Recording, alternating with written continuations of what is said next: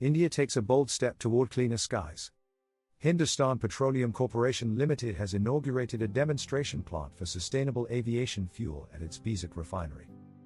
The facility will produce SAF by co-processing used cooking oil in the full conversion hydrocracker unit, leveraging existing infrastructure.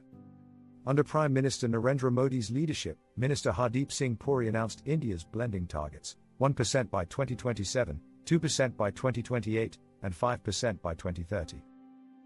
Post-CORSIA certification, Visakh Refinery will produce about 10,000 metric tons of SAF annually from January 2027.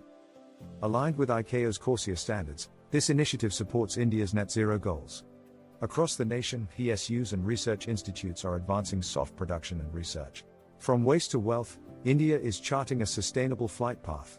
Sustainable aviation fuel, powering India's green skies. This groundbreaking effort not only demonstrates technological innovation but also solidifies India's commitment to environmental sustainability and energy independence. As the aviation industry seeks to reduce its carbon footprint, initiatives like this pave the way for a greener and more sustainable future for air travel, ensuring that India remains at the forefront of sustainable energy solutions.